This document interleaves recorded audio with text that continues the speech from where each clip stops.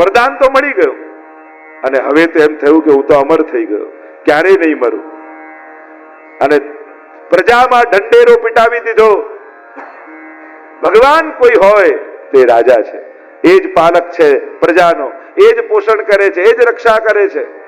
ભજન કરવું હોય તો રાજાના નામનું ભજન કરો. ચારે બાજુ ઢંઢેરો પીટાવ્યો, પણ જ્યારે તપ કરવા ગયો ત્યારે એમની પત્ની કયાધુ ગર્ભવતી હતી અને નારદજીનો સત્સંગ એમને થયો. અને નારદજીના સત્સંગના પ્રભાવથી ગર્ભમાં રહેલા પ્રહલાદમાં ભક્તિના સંસ્કારોનું સ્થાપન થઈ ગયું. પ્રહલાદને ભણાવવા માટે શુક્રાચાર્યના બંને શિષ્યોને બોલાવ્યા છે. કહ્યું કે આને શુક્ર નીતિ અસુર નીતિ ભણાવો. અને ગુરુદેવો ભણાવીને જાય પછી બધા બાળકોને ભેગા કરે. પ્રહલાદ પ્રભુના નામનું સંકીર્તન કરે, બાળકોને શીખવાડે કે પ્રભુનું નામ જ કલ્યાણકારી છે. પિતાને સમાચાર મળ્યા, મારો જ દીકરો ભગવાનનું નામ લે છે, છોડ ભગવાનનું નામ નહીં તો મારી નાખીશ. બચાવનાર અને મારનાર તો પરમાત્મા છે, પિતા તમે કાંઈ કરી શકો એમ નથી. અચ્છા બતાવું તને. પહાડ પરથી ફેંક્યા, હાથીના પગ નીચે કચડાવવાની કોશિશ કરી, વિષવાળા ભોજન ખવડાવવાની પ્રયાસ કર્યો, હોળિકામાં બાળવાનો પ્રયાસ કર્યો, પણ જેને ભગવાન બચાવનારા હોય એનો કોણ વાંકવાકો કરી શકે? બોલાવ્યો પ્રહલાદને સભામાં, થાંભલાને ગરમ કર્યો છે. કહ્યું પ્રહલાદ શું શીખ્યો તું? ગુરુ ભણાવવા આવે છે, શીખ્યો શું? તો પિતાજી ભગવાનની 9 પ્રકારની ભક્તિ હોય છે. શ્રવણમ કીર્તનમ વિષ્ણોઃ સ્મરણમ પાદ સેવનમ અર્ચનમ વંદનમ દાસ્યમ સખ્યમ આત્મનિવેદનમ. અરે આ બધું તને શીખવાડે છે કોણ? છોડ એનું નામ લેવાનું. ક્યાં છે તારો ઈશ્વર જે એને જપ્યા કરે છે? પિતાજી પ્રશ્ન જ ખોટો છે, એ ક્યાં નથી. અચ્છા બધે જ છે. હા તો આ થાંભલામાં છે. હા પિતાજી થાંભલામાં પણ છે. અને જો થાંભલામાં હોય તો ભેટ જઈને થાંભલામાં મારે જોવો છે તારા ઈશ્વર. અને પ્રહલાદ તો પ્રસન્ન થઈ ગયો. મનોમન હાથ જોડીને ઠાકોરજીને કહેવા લાગ્યા, અરે પ્રભુ પહેલી વાર મારા પિતાને આપના દર્શનની ઈચ્છા થઈ છે, હવે એને નિરાશ ન કરતા એને દર્શન આપી દો. અને જ્યાં ડગલા ભરવા લાગ્યા, દુંદુભીઓના નાદ સંભળાવા લાગ્યા, ત્રિલોકમાં જાણે જય ઘોષ થઈ રહ્યા છે પરમાત્માના નામના. નગારાઓ ડમ ડમ ડમ ડમ ડમ ડમ ડમ ડમ વાગી રહ્યા છે. પર્વતો જાણે શિખરો તૂટે છે, નદીઓના વહેણ બદલાયા, શાંત પડેલા યજ્ઞ કુંડમાંથી અગ્નિ પ્રજ્વલિત થવા લાગી. અને જ્યાં બાત ભીડી ત્યાં કડક દઈને શોર થયો. ભગવાન નરસિંહનું પ્રાગટ્ય થયું છે. પ્રગટે નરહરિ હિરણ્યકશ્યપુરે નખન વિદાર્યો અપનો જન પ્રહલાદ ઉબાર્યો. ગુર્રાટીઓ ભરતા પરમાત્મા પ્રગટ થયા. લાલ લાલ અંગારા જેવી આંખો, કેસવાળીઓ ઉડી રહી છે, ક્રોધાયમાન છે. જ્યાં જોયા નરસિંહ ભગવાનને ઉપાડી ગદાને મારવા દોડ્યો. હિરણ્યકશ્યપ ગોદમાં લઈ લીધો. ગોદમાં લઈને કહ્યું, ત્યાં ઉંબરા પર આવ્યા, ખોળામાં સુડાવ્યો. જો હિરણ્યકશ્યપ અમારા નખ જો, નથી અસ્ત્ર નથી શસ્ત્ર, મને જો, નથી નર નથી પશુ, તું નથી ઘરની બહાર નથી અંદર, ઉંબરામાં છું, નથી દિવસ નથી રાત, સંધ્યાકાળનો સમય છે, 12 મહિનામાં 1 મહિનો નથી, અધિક માસ ચાલી રહ્યું છે. અને એમ કહીને નખને પેટમાં ઘુસાડી ચીરી દીધો. કમલા હરી ચૂકે નિકટન આવત ऐसो रूप हरि कबहुन धार्यो प्रहलादे चुंबत और चाटत भक्त जानी के क्रोध निवार्यो अपनो जन प्रहलाद उबार्यो. બંધ કરી એના આંતરડાઓને ગળામાં લપેટી લોહીથી લથપથ થયેલા પરમાત્મા લપ લપ લપ લપ કરતી જીભ ગોપાયમાન પરમાત્માને ત્રિલોક ગભરાયું. જો ભગવાનનો ક્રોધ શાંત ન થયો તો પ્રલય થઈ જાય. સિંહાસન પર બિરાજ્યા, બધા ભયભીત થયા, લક્ષ્મીજીને મોકલ્યા, લક્ષ્મીજી ડરીને ભાગ્યા. કોણ શાંત કરે? દેવતાઓએ પ્રહલાદને કહ્યું, તું જઈને સમજા. અને બે હાથ જોડી નિર્ભય થયેલો પ્રહલાદ આંખમાંથી અશ્રુપાત કરતો રહ્યો અને પરમાત્માને આવી કરુણા ઉપાડ્યો. પ્રહલાદને ગોદમાં બેસાડ્યો અને જીવવાથી એના શરીરને એક ગાય જેમ વાછરડાને ચાટતી વહાલ કરે એમ ત્રિલોકનો નાથ પ્રહલાદને જીવવાથી ચાટતો ચાટતો એને વહાલ કરવા લાગ્યો.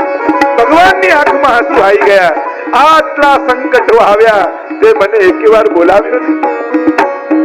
ક્યારેક તો મારી પાસે કંઈક માંગવું હતું. પ્રહલાદ કહે, ભક્તિ કરીને માંગે એ ભક્ત નહીં, એ તો વેપારી કહેવાય. કે મેં આટલું કર્યું ને તું આટલું આ, મારે તો કાંઈ ન જોઈએ. ભગવાન કહે, પણ મારી ઈચ્છા છે કે તને કંઈક આપું. પ્રભુ, આપવા જ ઈચ્છતા હો તો એટલું માંગુ છું કે આજ પછી ક્યારે માંગવાની ઈચ્છા જ ન થાય એવા આશીર્વાદ આપી દો. પ્રભુ કહે, મારા મનમાં મારી ભગવત્તાનો આનંદ મને મળે એટલે મારા ભક્તને હું કંઈક આપવા માંગુ છું, મને નિરાશ ન કરીશ. પ્રહલાદે કહ્યું, જો આપવા ઈચ્છતા હો તો એટલું માંગુ, મારા પિતાની અધોગતિ ન થાય એવી કૃપા કરજો. ભગવાન કહે, તારા જેવું બાળક કોઈના ઘરે થાય એની તો 21 પેઢીઓ એમને એમ તરી જાય. 7 પિતા પક્ષની, 7 માતા પક્ષની, 7 સસુર પક્ષની, એને પછી સદગતિ ન કરવી પડે. સુંદર સ્તુતિ પરમાત્માની કરી છે અને સ્તુતિ કરતા અદ્ભુત વર્ણન કર્યું છે કે પ્રભુ આપ તો કેવલ ને કેવલ વિશુદ્ધ પ્રેમથી જ પ્રગટ થનારા છો. કોઈ સાધનોથી આપ રાજી થાઓ એમ નથી. કેવલ ભક્તોની નિસાધનતા જ આપને પ્રસન્ન કરવાનું એકમાત્ર સાધન છે. પ્રીતમ પ્રીત હિતે પૈયે યદ્યપી રૂપ ગુણ શીલ સુઘડતા ઇન બાત ન રીઝઈએ. પ્રભુ તો કેવલ પ્રેમથી મળે છે.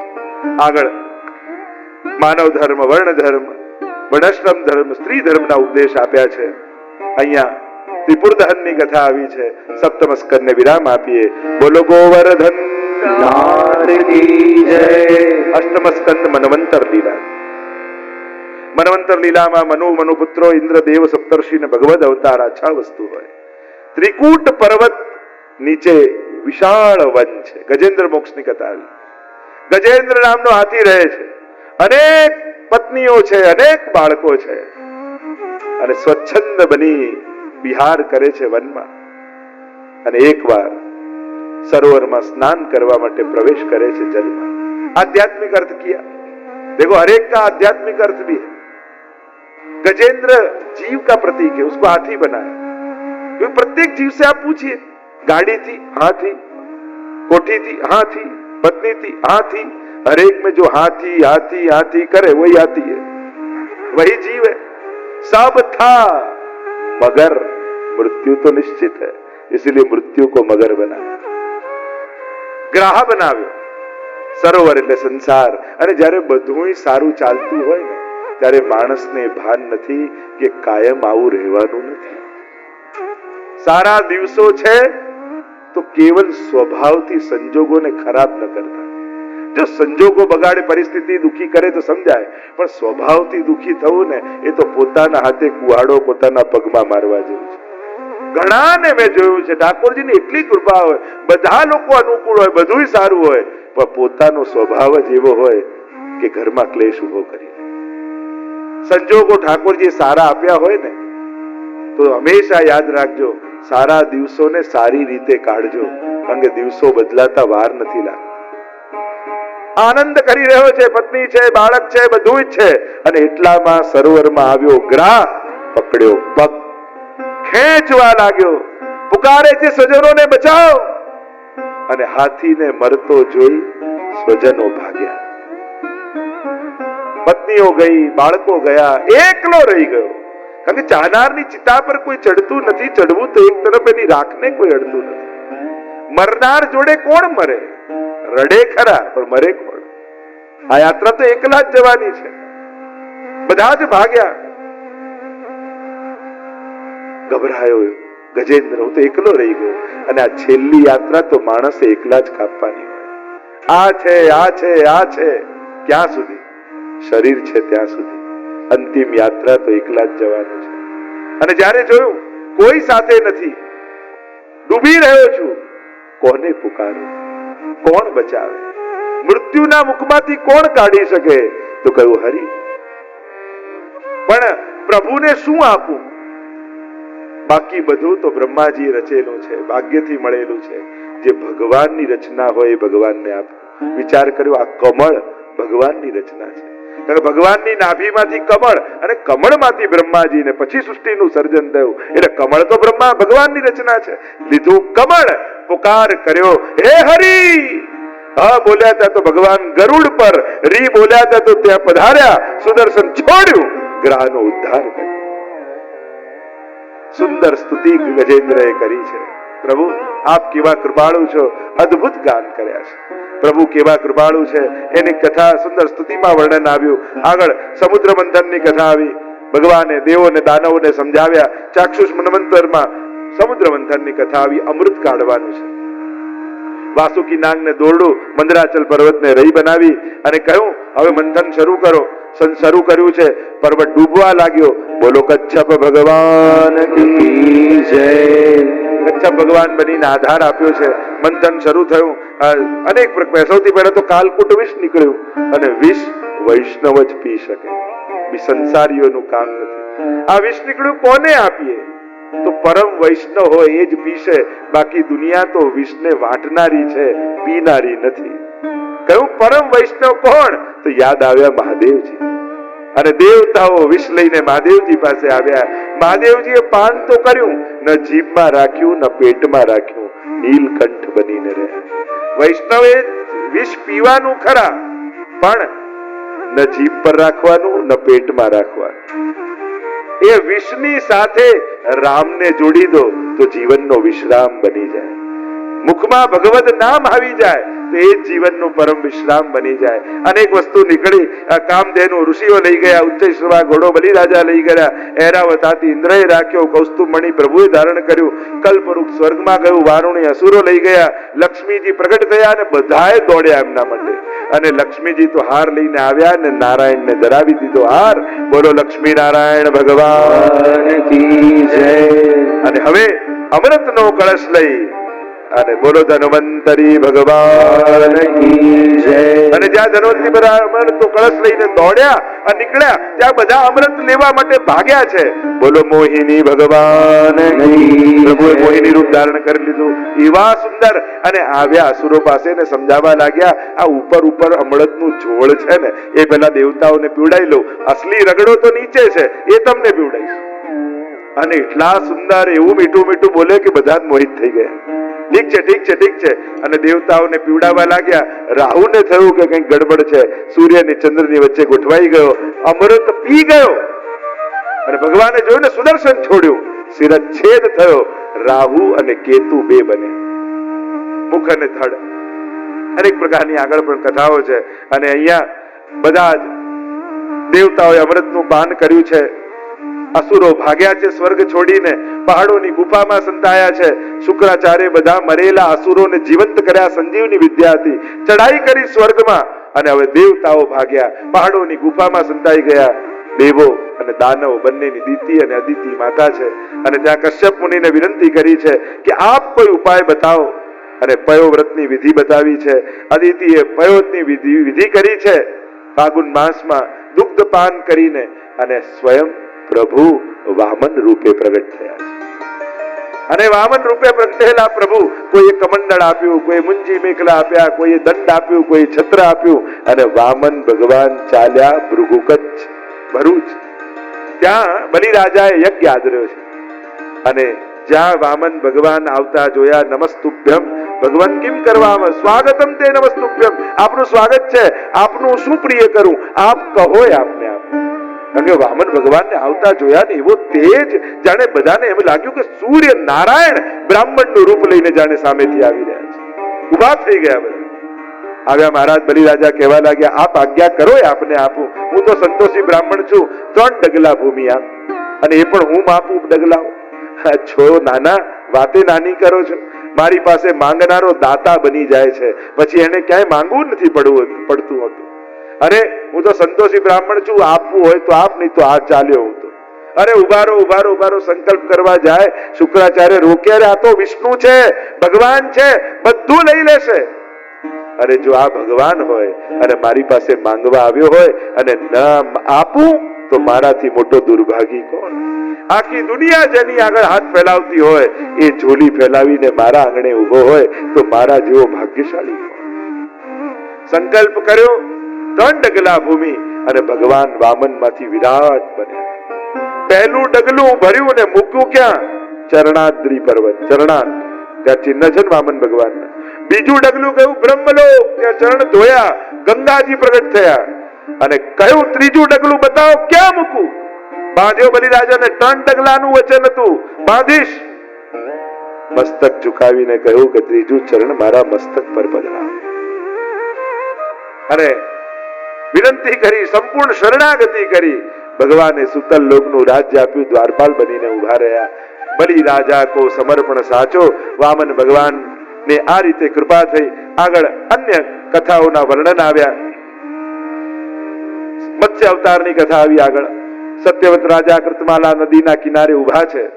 હાથમાં માછલું આવ્યું અને માછલું આવ્યું એ કુંડામાં રાખ્યું તો કુંડા જેટલું થઈ ગયું.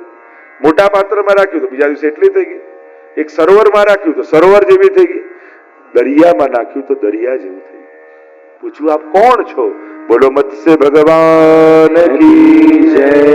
કહ્યું ટૂંક સમયમાં પ્રલય કાળ આવવાનો છે, બધું જ ડૂબી જશે. ત્યારે તારી પાસે એક નાવ આવશે, એમાં તારે વેદોની રક્ષા કરવાની છે.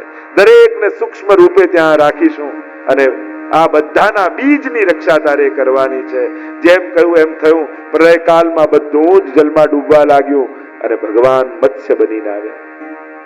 નાવને સિંગ સાથે બાંધી. મત્સ્ય પુરાણમાં આનું વિસ્તારથી વર્ણન છે. સત્યવત રાજા સાથે સંવાદ થયો મત્સ્ય ભગવાન, સુંદર ઉપદેશ આપ્યા છે. અહીંયા અષ્ટમ સ્કંદને વિરામ આપીએ. બોલો ગોવર્ધન નાથ કી જય, ભાગવત ભગવાન કી જય. નવમ સ્કંદ ઈશાનું કથા.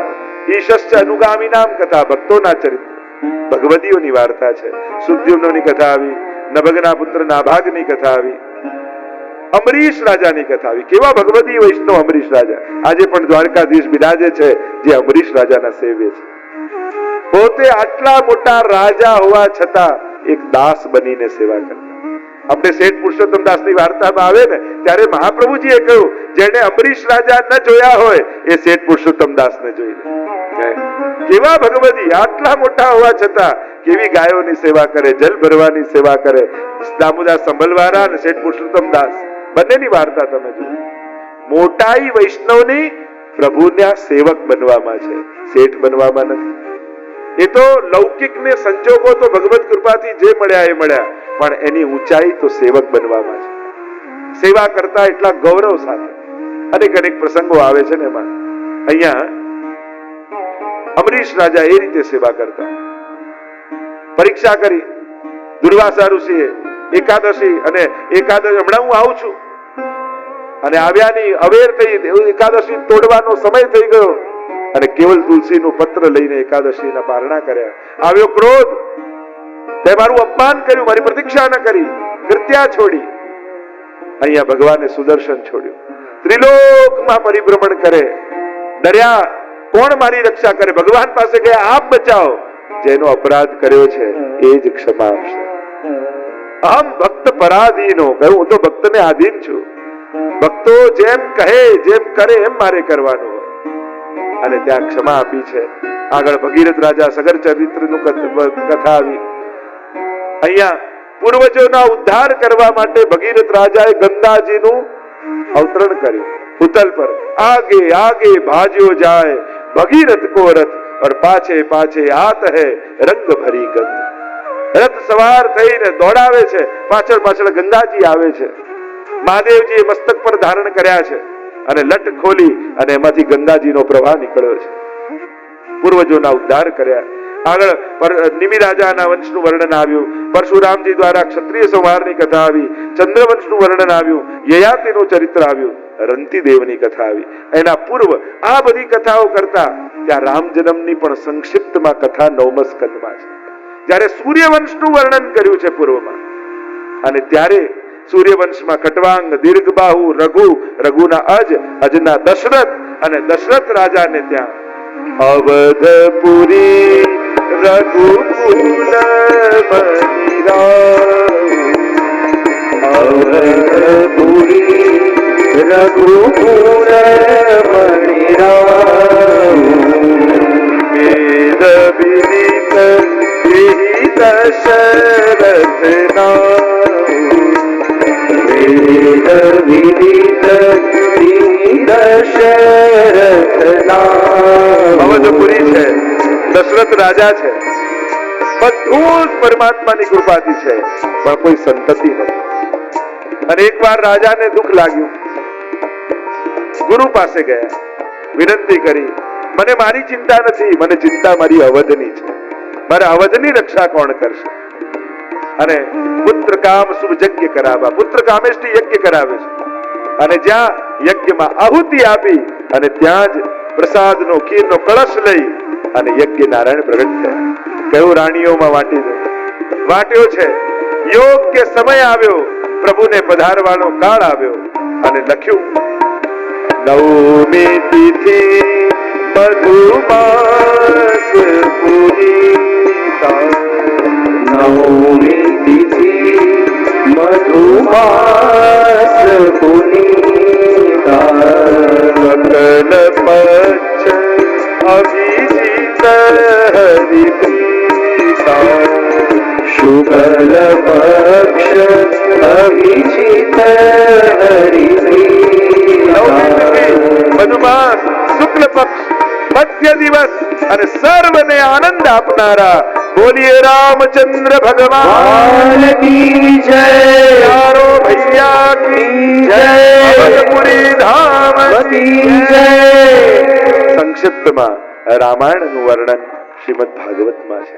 ભગવાન રામના ચરણોમાં વંદન કરી આગળ નિવિના વંશનું વર્ણન, પરશુરામ દ્વારા ક્ષત્રિય સંવારની કથા, ચંદ્રવંશનું વર્ણન આવ્યું, યયાતિ ચરિત્ર, રંતિદેવની કથા. સંક્ષિપ્તમાં જ્યારે કૃષ્ણ કથા, ચંદ્ર વંશની કથા કહી અને ત્યારે પરીક્ષિત મહારાજને એમ થયું, આ તો મારા આરાધ્ય શ્રી કૃષ્ણ છે. એની કથા સંક્ષિપ્તમાં નહીં, મારે તો વિસ્તારથી સાંભળવી છે. નવમ સ્કંદને વિરામ આપ્યો સુખદેવજીએ અને દશમ સ્કંદમાં પ્રવેશ કર્યો. બોલીએ ભાગવત ભગવાન કી જય. પરીક્ષિત મહારાજ સુખદેવજીને કહેવા લાગ્યા, બોલ્યા, કથિતો વંશ વિસ્તાર ભવતા સોમ સૂર્યયો રાજ્યામ ચોભયવંશાનાં ચરિતમ પરમાદ્ભુતમ. ગુરુદેવ, આપે સૂર્યવંશ અને ચંદ્રવંશની કથા કહી. હવે મારા આરાધ્ય, મારા ઈષ્ટ ભગવાન કૃષ્ણની કથા છે. હવે સંક્ષિપ્ત નહીં, કથિતો વંશ વિસ્તારો, આપ વિસ્તારથી કહો. કોણ એવો આત્મઘાતી જીવ હશે જેને ભગવાનની કથામાં રસ નહીં આવતો હોય? નિવૃત્ત તર્ષૈર્વગીયમાનાત ભવૌ સદા છોત્ર મનોવિરામાત ગૌતમ શ્લોક ગુણાનુવાદાત પુમાન વિરજ્યેત વિના પશુજ્ઞાત. જેની તૃષ્ણાઓ સમાપ્ત થઈ ચૂકી છે એના માટે તો આ ભવ ઔષધિ છે, પરમ મધુર છે. પેલી ઔષધિ તો કડવી હોય, પેલી તો અમુક માત્રામાં લેવાની હોય, પેલી તો રોગ દૂર થાય પછી મૂકી દેવાની હોય, આને તો પિતા જ રહેવાનું હોય. એવું ભગવાનનું કથામૃત છે. પરીક્ષિત મહારાજ ભગવત કૃપાને યાદ કરવા લાગ્યા. મારા પૂર્વજો ઉપર પ્રભુની કેવી કૃપા છે. અને યાદ કરતા પરીક્ષિતે કહ્યું, પિતા મે સમરે મરંજય દેવ વ્રતાદ્યા તીર્થૈસ્તિમિંગલૈ દુરત્યયં કૌરવ સૈન્ય સાગરમ કૃત્વા તરન્વત્સ પદમ સ્મયત્પ્લવાહ. ગુરુદેવ, મારા પૂર્વજો ઉપર પ્રભુની કેવી કૃપા. ન તરી શકાય એવું કૌરવ સૈન્ય સાગર, અને એટલું મોટું કૌરવ સૈન્યનું સાગર, અને કઈ રીતે ઓળંગી ગયા. જેમ એક વાછરડાનું પગલું પડે અને જે ખાડો પડે અને ખાડાને સહજમાં ચાલતો ચાલતો માણસ ઓળંગી જાય, એને પોતાને ખબર ન પડે કે ક્યારે ઓળંગી ગયો, એ રીતે ન તરી શકાય એવું કૌરવોનું સૈન્ય સાગર ઓળંગી ગયા. આ કૃપા નહીં તો બીજું શું છે? પુરુષાર્થથી તો કેમે કરીને જીતા એવું હતું જ નહીં. તમે જ્યારે કૌરવ અને પાંડવોની સેનાની ચકાસણી કરો, કોણ જીતે, તો એમ જ લાગે કે પાંડવો ક્યાં જીતી શકવાના, કારણ કે આટલા આટલા યોદ્ધાઓ કૌરવની સેનામાં છે. કેવા કેવા અષ્ટ ચિરંજીવીઓ માના ચિરંજીવીઓ, અશ્વત્થામા બલિર્વ્યાસો હનુમાશ્ચ વિભીષણ કૃપર પરશુરામશ્ચ, સ્વયં અશ્વત્થામા ચિરંજીવી, કોઈ મારી ન શકે. કૃપાચાર્ય ચિરંજીવી, કોઈ મારી ન શકે. ભીષ્મજી ઈચ્છા મૃત્યુનું વરદાન, દ્રોણાચાર્ય સ્વયં ગુરુ, એને કોણ જીતી શકવાનું? અને એવા તો ઘણા જયદ્રથ આદિ બધાને કેવા કેવા વરદાનો હતા કે જે કોઈ મરે જ નહીં, અને છતાંય જીત પાંડવોની થઈ. આ કૃપા નહીં તો બીજું શું છે? અને જ્યારે સેના દુર્યોધન લઈ ગયો ને, તો ભગવાને અર્જુનને કહ્યું, હાર નિશ્ચિત હૈ તેરી, તું रहेगा हरदम उदास. अरे माखन दुर्योधन ले गया, छाछ बची तेरे पास. अरे सेना લઈ ગયો દુર્યોધન, માખણ લઈ ગયો, હવે તું ક્યાંથી જીતીશ? અરે જીત નિશ્ચિત है मेरी. અર્જુન કહે છે, भक्त नहीं होता उदास, माखन की चिंता क्यों करूं जब माखन चोर है मेरे पास. અરે આ માખણને ચોરનારો મારા રથની લગામ પકડીને બેઠો હોય, પછી મારે કોની ચિંતા? કારણ કે જ્યાં કૃષ્ણ છે ત્યાં જ વિજય છે. અને આ વાત પાછા બધા યોદ્ધાઓ જાણે છે.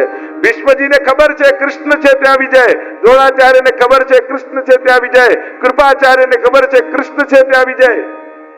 અરે કેવા કેવા સંજોગો આવ્યા છે, ત્યારે પ્રભુએ રક્ષા કરી છે.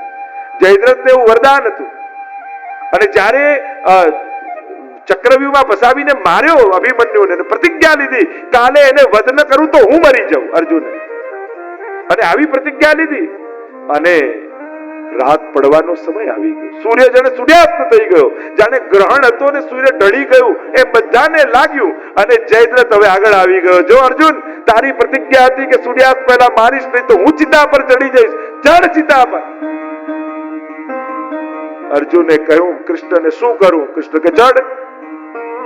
તે જ ઉતાવળ કરીને પ્રતિજ્ઞા લીધી, ચડી જાવ. અને અર્જુન હથિયાર મૂકીને ચિતા પર જવા લાગ્યો. ભગવાને કહ્યું યોદ્ધાએ ક્યારે હથિયાર ત્યાગવા ન જોઈએ. તારા અંગ છે, આભૂષણ નથી હથિયાર. હથિયાર લઈને જા અને નજર મારી સામે રાખ. અને ચિતા પર બેઠો, નજર કૃષ્ણ તરફ છે, હથિયાર બાણ હાથમાં છે. અને જયદ્રથ એવું વચન હતું કે એને કોઈ શિરચ્છેદ કરે અને જ્યાં ભૂમિ પર જો એનું માથું અડે તો જેણે બાણ છોડ્યું બળીને ભસ્મ થઈ જાય. ભૂમિને ના અડવું જોઈએ. ભગવાને અર્જુનને જતા કહ્યું, જો આ જયદ્રથના પિતા એ જગ્યાએ તપ કરી રહ્યા છે, ખબર છે ને, એને કોણ મારી શકવાનું?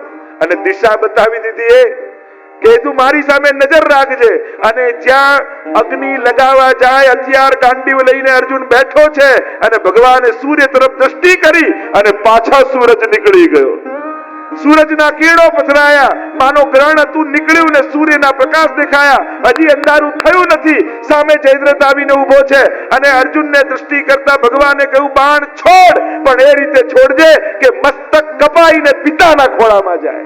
અને સીધું ગાંડીવને જ્યાં છોડ્યું, કપાયેલું મસ્તક પિતાની ગોદમાં પડ્યું, પિતા બળીને ભસ્મ.